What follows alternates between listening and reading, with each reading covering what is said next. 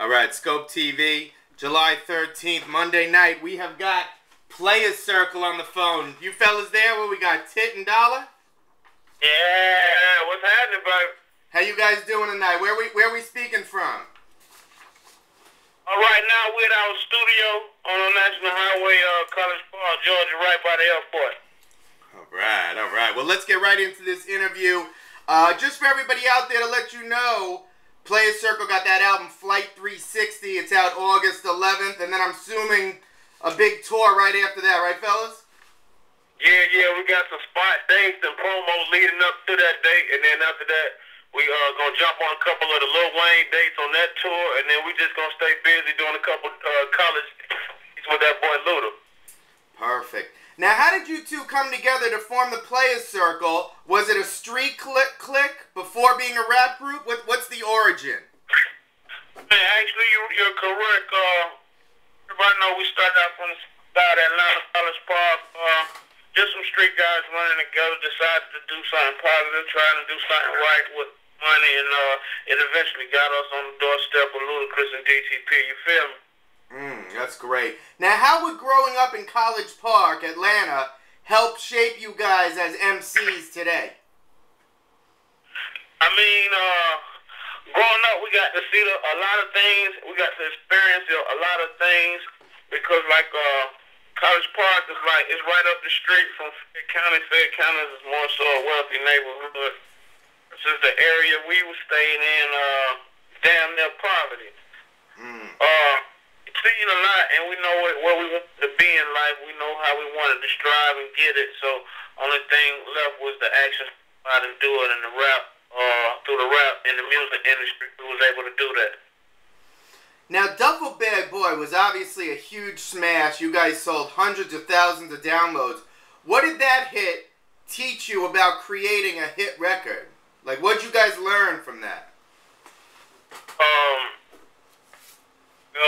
We learned that a lot of our records involve crowd participation. You know what I mean?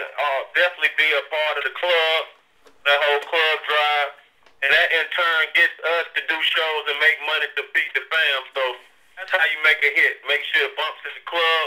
Make sure it's a record that sounds well when you perform it, and everything else will translate. It seems that in hip-hop today, it's becoming all about downloads and ringtones. Do MCs really need to put out a full album anymore to make some real money? It looks like brothers are making some good money off downloads and ringtones and licensing. Why don't you let us know a little bit about that? Well, of course, the industry is changing, second by second with all the avenues that the internet allows us to use. Basically, I think a lot of the artists get their story out no matter how it gets out. You know what I mean? They don't mind making the money and reaping the benefits off ringtones. Basically, they have a passion for the music. Dollar and myself has a passion for the music. We could have just put out Duffel Bag Boy. At the same time, we want to tell our story. We want to speak for College Park, where we come from. Kind of put that out there and be successful on all levels. You feel?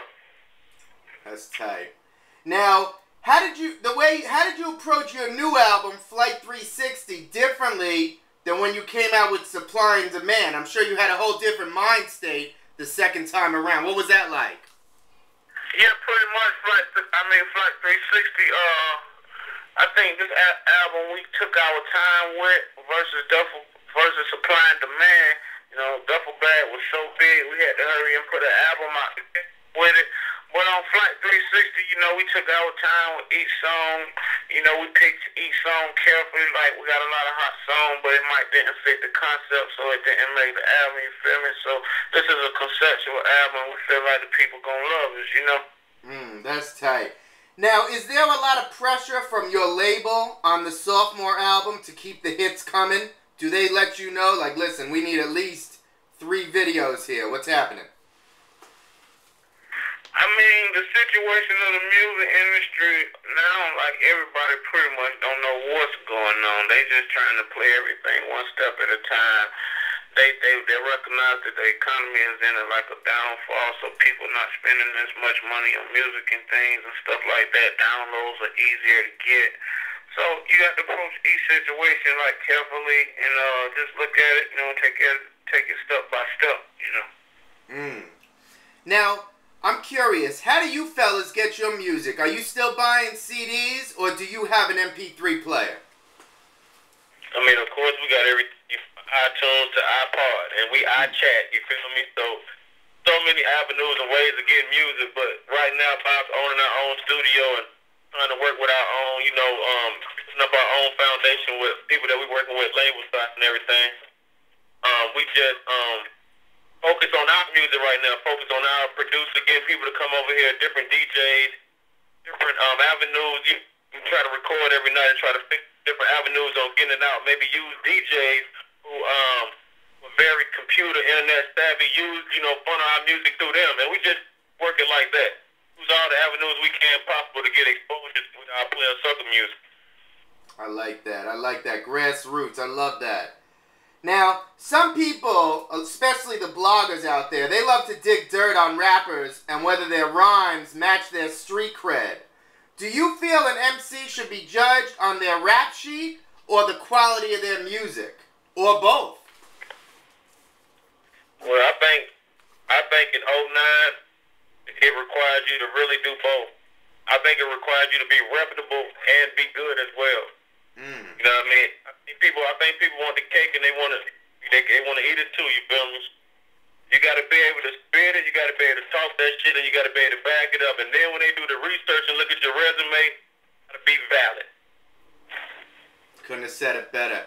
Now you guys have had much success working with Lil Wayne, and you guys are continuing that with the new album. What's a studio session like with Lil Wayne, and what connected you guys in the first place?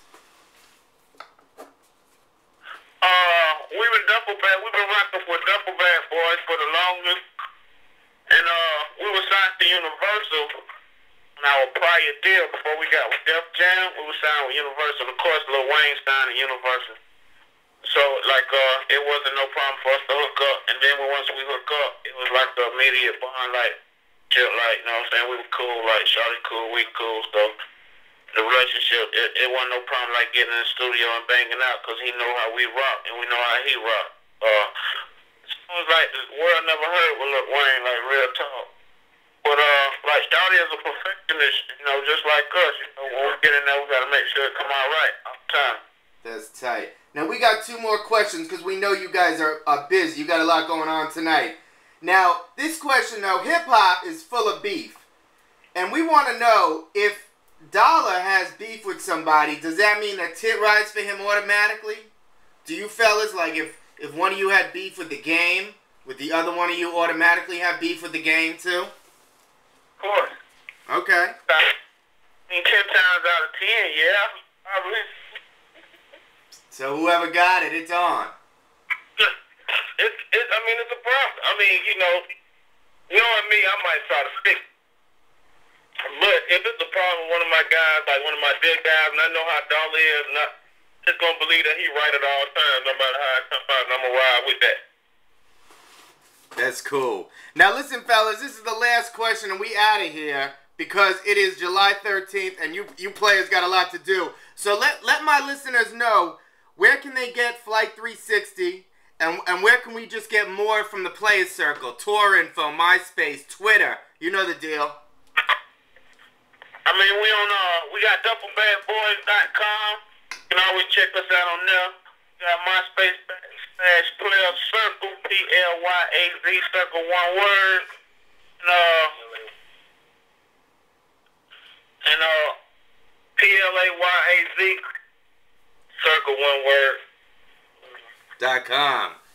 Yeah, and then of course the Twitter Playaz Circle. We also got Ustream. We got a Playaz Circle TV on Ustream. So we just trying to utilize the internet. It's free. We just utilize like every other artist should to try to connect with more fans around the world. Well, you heard it here first. Skope TV on a Monday night. We got Playaz Circle. Hey, fellas, thanks for coming in. To everybody out there listening, we're going to see y'all soon.